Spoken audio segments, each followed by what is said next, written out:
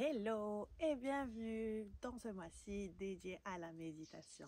Dans cette première vidéo, on viendra poser ensemble nos intentions pour le mois, pour la thématique du mois, la méditation, et on va aussi s'introduire et avoir un petit aperçu de ce qui va se passer. D'abord, je voudrais te remercier d'être là, d'avoir pris ce temps, mais surtout d'y avoir posé l'intention, parce que parfois, il suffit juste de planter cette petite graine pour voir cet arbre grandir. Donc, merci encore une fois d'avoir pris le temps et d'avoir consacré, ou du moins voulu, te faire un peu de bien. Car parfois, se faire du bien à soi-même est l'acte le plus généreux qu'on puisse faire envers soi-même et envers notre entourage. Donc, merci, bravo à toi, félicite-toi d'être déjà arrivé là. Toute grande histoire et aventure commence par un petit pas, et celui-là est le premier. Sans plus tarder, on va parler de méditation. Mais d'abord, avant de commencer à visionner cette vidéo, c'est une vidéo interactive. Donc je vais être là à te poser des questions, mais surtout à vouloir t'intriguer. Il n'y a pas de bonne ou de mauvaise réponse. Bien au contraire, il y a ta réponse qui est très valable. Et pour faire ça, on aura besoin de noter. Donc un journal, je préfère un bout de papier, comme ça tu pourras revenir à tes pensées. Donc si tu n'as pas ça sous ta main, pause la vidéo, va chercher un journal, une sorte de notebook, un stylo pour écrire et reviens. Ok, on continue. Donc, on viendra d'abord poser notre intention. L'intention, c'est un peu la torche. Plus que la torche, c'est le pourquoi. Pourquoi est-ce qu'on fait ce qu'on est en train de faire? Le pourquoi est très important. Parce que là, tu es tout excité, tu es motivé, tu te rappelles de ton pourquoi, c'est génial. Mais sache qu'on va revenir vers la vie, le quotidien va se passer. Et très souvent, on a tendance à perdre de vue notre pourquoi. Donc, le noter, l'écrire, le marquer, lui donner la première manifestation matérielle, nous aide à rester sur les rails. Et on va ensemble définir ton pourquoi. Pourquoi veux-tu méditer? Pourquoi tu t'intéresses à la méditation? Garde les réponses très simples. Une seule phrase. Ça n'a pas à être très élaboré, ça n'a pas à être justifié. Ça peut être aussi simple que le fait de vouloir gérer ton stress, vouloir mieux dormir, vouloir être plus présente, te comprendre plus. Tout est valable. C'est juste des exemples. Je suis certaine que tu as les tiens. Donc, quelles sont tes raisons? Pourquoi veux-tu méditer? Si tu as besoin de plus de temps, pause cette vidéo. Et la deuxième question, pendant ce mois, et juste le fait d'être là, tu es en train de fournir une énergie mentale, une présence physique, des outils, un stylo, ton carnet, l'espace, une akirada. Envers quoi, qui veux-tu dédier tout ce travail, tout ce mérite, tout cet effort? Envers quoi tu veux le rediriger? Envers toi-même? Quelle partie de toi-même? Ta santé physique, mentale, émotionnelle, ton bien-être général, ton entourage. Encore une fois, il n'y a pas de bonne ou de mauvaise réponse. C'est bien de rester centré sur soi, mais toutes les réponses sont valides. Donc, toute cette énergie que tu vas fournir et que tu vas générer, tous ces mérites et ces bienfaits, envers quoi tu veux les diriger? Ceci est important aussi parce que c'est bien de faire les choses, c'est encore mieux quand on est en train de canaliser notre énergie et la diriger. Ça nous donne, c'est un peu notre pouvoir de co-créateur. Certes, les choses sont en train de se passer, mais nous, on a ce pouvoir de rediriger, concentrer, canaliser tous ces efforts. Donc, envers quoi tu veux les diriger? Et dans chaque canalisation d'énergie ou d'effort, il y a une transformation. Donc, que veux-tu transformer en toi, dans ton quotidien, ton entourage, tes habitudes, et peut-être le résultat souhaité? Et la troisième question, la question peut-être la plus importante, il faut vraiment prendre du temps ici et réfléchir, car c'est un peu une sorte d'engagement, cette réponse. Tu sais, là, le fait de venir ici et juste regarder cette vidéo, c'est un investissement. Tu as investi de ton temps, de ton effort, de la chose la plus importante que tu puisses posséder, ton attention. Et si tu veux entamer un projet, chaque projet est une sorte d'investissement. Donc là, à quel point tu es prête ou tu veux t'investir dans ce projet? Commencer la méditation. T'investir dans le sens, combien de temps, d'effort, de discipline es-tu prête à dédier? Et là, s'il te plaît, sois franche avec toi et surtout, sois réaliste. Tu te connais assez bien, sans vouloir trop te flatter. Surtout, tu connais ta vie, ton quotidien. On n'essaye pas de changer ou avoir un changement radical, vraiment transformer tout. Non. En réalité, dans ton quotidien, aujourd'hui, combien de temps tu peux te permettre de prendre? Ça, c'est très important. Moi, par exemple, c'est un investissement. Aujourd'hui, je décide d'investir 5 minutes, 3 minutes de méditation par jour pour avoir un retour de 9 minutes de concentration. Exemple. Ou bien, je décide d'investir 5 minutes le matin et 5 minutes le soir. 5 minutes le matin pour être de meilleure humeur pendant 2 heures. 5 minutes le soir pour mieux dormir pendant 6 heures. Voilà, on aborde la chose vraiment comme le mindset d'un banquier. Je veux ça et après un mois, je voudrais avoir ce retour-là. Donc pareil, combien de temps es-tu prête à investir? Combien d'efforts? Combien de fois par jour? Idéalement, le but de ce challenge est de nous garder sur les rails en track au quotidien. Donc, 1 minute par jour vaut plus que 30 minutes une fois par semaine. Le but n'est pas la quantité, c'est plutôt la qualité et la consistance de ces efforts. Super, donc ton intention, pourquoi tu veux faire ça? Deuxième question, qu'est-ce que tu veux transformer? Cette énergie, vers quoi tu veux la canaliser? Et troisième point, combien tu vas investir? Et là, c'est un dépôt que tu viens de faire, vraiment, un virement. Donc là, c'est une sorte d'investissement, un retour, et son retour, il sera dans un mois, Inch'Allah. Voilà, ça c'était l'intention.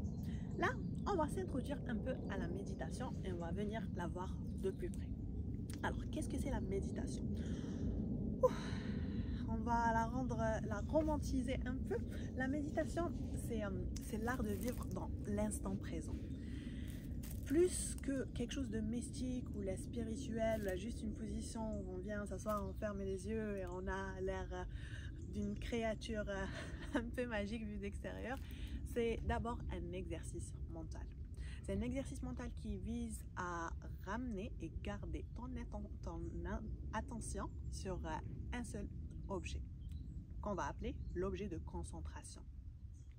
Très souvent, l'objet de concentration de la méditation, surtout pour les débutants quand on débute, c'est la respiration. En sachant qu'il y a une différence entre la méditation, la respiration et la concentration. On va voir ça en détail pendant la prochaine vidéo. Aujourd'hui, on va juste voir les bases de la méditation. Donc, si quelqu'un vient te dire que la méditation, non, c'est juste quelque chose de spirituel, transcendantal, non, oui, comme non. À la base, c'est un exercice mental qui vient diriger notre attention. Plus que ça, c'est un exercice, une technique qui nous permet de garder notre attention. Comme je vous ai dit, notre attention, c'est une sorte de currency, une monnaie. Et c'est la monnaie la plus importante, la plus coûteuse. Parce que au final, on est quoi? On donne vie aux choses qu'on vient d'observer. Et cet acte d'observer, c'est garder son attention. Donc, imagine ton attention une sorte de muscle, comme le fessier. Le plus tu viens exercer ce muscle, le plus tu viens le garder sur quelque chose, le plus il va devenir fort. Autrement dit, le plus tu vas pouvoir garder ta concentration sur quelque chose. Donc, c'est l'art de garder, être présente, autrement dit, garder ta concentration sur l'objet, et aussi d'être présente. Mouchmata, être présente, c'est l'opposé ta qui ne sait où est-ce que tu as posé tes clés. Quand tu es là à multitasker, à faire plusieurs choses à la fois, eh ben, il y a des oublis qui arrivent. Tu oublies. Et ça, c'est par manque de présence, autrement dit par manque de concentration. Donc, quand on vient méditer, on s'assoit, on apprend, on dresse notre mental à rester concentré pour pouvoir exercer ça après dans la vie quotidienne. Encore une fois, c'est un muscle. Le plus on le travaille, le plus fort il devient. Donc la méditation est l'art de revenir à l'instant présent. On arrête d'être dans l'instant présent quand on est en train de ressasser le passé ou essayer de deviner le futur. C'est la source principale de notre stress et nos angoisses. Car le futur n'est pas là, il n'arrivera jamais. Le passé n'y est plus. Et tout ce qu'on a, c'est l'instant présent. Si on est en train de passer du futur au passé, ben, au final, on perd le présent, qui est un cadeau. Donc, tout ça d'une façon un peu mystique.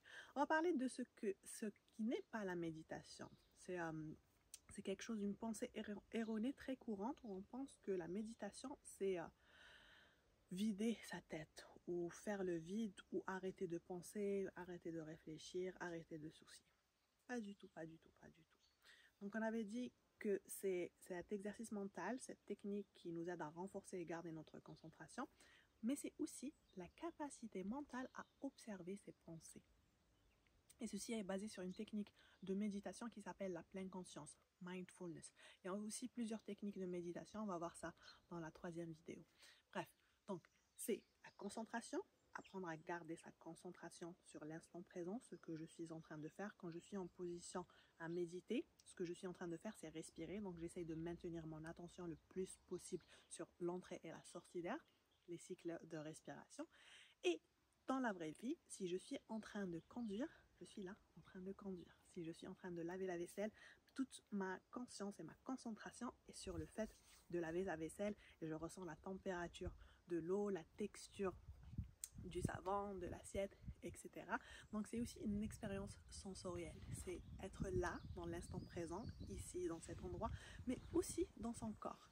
Et l'exemple, tu as lavé la vaisselle, est très banal, mais si on peut emmener ça ailleurs, où on est présente avec une personne et on a un échange qui soit platonique ou intime, ceci est très important. Quand je te regarde, je te vois. Je suis avec toi, je te ressens. ماشي يعني نخزر فيك ونستنى فيك تكملي الهضره باش نريبوندي ولا راني معاك ندير هكا براسي وراني نخمم واش نطيبكم بعد العشاء. Parce qu'encore une fois, la chose la plus importante qu'on puisse offrir à l'autre, c'est notre attention et notre présence complète et pleine. Bref, donc ce n'est pas faire le vide, bien au contraire, c'est observer cette activité mentale incessante, c'est se rattraper dans ses pensées. Je suis là à faire la vaisselle et je suis en train de planifier ce que je vais faire après. Ou je suis en train de penser à une meilleure réponse que j'aurais dû dire la dispute tout à l'heure. Donc, imaginez que l'opposé à la concentration ou l'attention, c'est un singe, les frivole, qui est là partout, il saute d'une place à place à place à place parce qu'il est stressé, parce que c'est une boule d'angoisse. Donc, la méditation, c'est un peu le calmant qui vient attraper ce singe, peut-être lui faire un câlin et lui dire juste un instant, reste là, respire, tout va bien.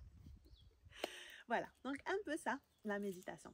Pour résumer, la méditation, c'est une technique mentale qui vise à garder notre attention et la renforcer. La garder sur l'objet de concentration souhaité. Dans l'exercice de respiration classique et mindfulness, c'est la respiration. Tout en sachant qu'il y a une différence entre la méditation, la respiration et la concentration, qu'on va voir dans la 2e vidéo où j'ai hâte de te retrouver. C'était un peu ça l'introduction. J'ai 2 tasks, 2 petites choses à toi, pour toi à faire. Alors, la première, c'est faire un petit résumé, donc résumer avec tes propres mots ce que tu as compris de la méditation. Tu peux le faire en mémo ou l'écrire sur le groupe WhatsApp et l'envoyer. Et le deuxième, on aura besoin de ton journal. Et là, j'ai noté quelque chose pour ne pas trop m'étaler. Alors, j'ai une sorte de questionnaire. C'est pas vraiment un questionnaire, c'est plus une pratique. C'est comme un exercice pratique. Donc, c'est pas juste de la théorie, c'est pas des questions-réponses. C'est des trucs pour toi à faire. Encore une fois, quand on dit à faire, c'est pas être dans des choses à faire sur ta to-do list ou t'encombrer. Bien au contraire, je suis là juste pour t'intriguer et t'offrir un espace d'introspection. Te poser quelques questions avec toi-même. Donc, tu as décidé de méditer. Félicitations, on va concrétiser ça. Pour pouvoir intégrer la méditation au quotidien, il faut principalement 5 choses. La première, il te faut un endroit. Où est-ce que tu comptes faire ça? Idéalement sur le sommet d'une montagne avec des moines. Non, je plaisante. Peu importe l'endroit que tu choisis, quelque chose qui résonne en toi. Ça peut être ton lit. Alors, personnellement, c'est là où je médite le plus. Au réveil et avant de dormir. C'est pas l'endroit le plus mystique ou romantique, mais il me va. L'endroit doit être pratique. C'est bien le can icône ton espace. C'est pas la chambre de ton petit-fils ou là, c'est pas la salle de bain parce que tu risques d'être interrompu. Quoique, on a des idées pas mal sur le trône. Bref, choisis un endroit, tu peux dédier un petit espace dans ton salon, un coin qui te correspond le plus. Donc, l'endroit. Et 2, très important, le moment. L'endroit peut changer, mais pas le moment. L'endroit et le moment sont très importants, surtout quand on veut intégrer une habitude parce que c'est ce qui contient cette énergie. Et automatiquement, notre cerveau va associer cet endroit, ce moment à une habitude. C'est pour ça que quand il y a des endroits, on se retrouve la même chose à chaque fois. Tu prends ton café le matin, ton coin, on met ton espace sur la même chaise, etc. Donc on veut incarner un peu le même principe pour la méditation. Où et quand. Le quand est très important. Moi, personnellement, je recommande 2 moments. Première chose au réveil, Ça prend 3 minutes, vraiment rien, les yeux fermés. À Kimsla, juste tu t'assois et tu fais ça. Et avant de dormir, 5 minutes, comme ça déjà pour te détendre, un peu de respiration profonde et on plonge dans une bonne nuit de sommeil. Donc l'endroit et le moment vont créer ce rituel. Troisièmement, commence simple. Et aujourd'hui, juste après avoir visionné cette vidéo, mets une sorte de timer pour horloge, 3 minutes. 3 minutes où tu viens t'asseoir dans ton espace pendant ce moment. Dès le réveil, tu fermes les yeux. C'est tout. Commence petit, très important. Même si tu as l'habitude de méditer, tu peux monter un peu plus, mais le but est de commencer petite. Après ça, pendant cette semaine, tu vas augmenter cette durée de 30 secondes. Si tu veux un peu plus, 1 minute. C'est tout. Aujourd'hui, tu commences 3 minutes. Demain, 3 minutes 30 secondes. Après-demain, 4 minutes, etc. Idéalement, d'ici la fin de la semaine, on voudrait arriver à peut-être 8 minutes. Ça te va? Super. Et quatrièmement, ceci est très important, il faut checker, une sorte de pointage. À chaque fois que tu fais ça, tu viens sur ton journal, créer une sorte de tableau avec le jour, la date et tu mets un check. Ça paraît très simple, mais c'est très important. Vous savez, quand on commence à intégrer des habitudes, on devient un peu des enfants. Et ça, ce check-là est une sorte de récompense pour ton système nerveux. C'est ce qui va te garder motivé et c'est ce qui va te dire, oui, je suis fière de moi parce qu'il est très important de se féliciter et de se rendre hommage. Oui, parce qu'il y a de quoi vouloir le faire. Peut-être méditer 3 minutes te paraît simple, mais ton pourquoi est plus profond que ça. Ton pourquoi est peut-être de vouloir être plus présente pour tes êtres chers, pour tes enfants, pour ton partenaire, pour ton conjoint, pour ton travail. Ton pourquoi est de vouloir être en meilleure santé pour toi et pour les autres. Donc, ce check-là, c'est une validation, c'est aussi un rappel de temps pour toi. Pourquoi à chaque fois. Et aussi, tu peux venir sur le groupe et venir faire le petit check. Ceci est encore plus important parce qu'on fait ça en groupe. Il y a un accountability, c'est une sorte d'engagement qu'on a tous. Donc ce check-là va être un rappel et aussi une motivation pour une autre afin qu'elle puisse, elle, dédier ce moment pour elle. Voilà, c'était tout pour moi. Je te remercie infiniment pour ton temps et ton attention. Je te retrouve demain sur le tapis, sinon la semaine prochaine pour une autre vidéo. Continuez à être une merveilleuse personne que vous êtes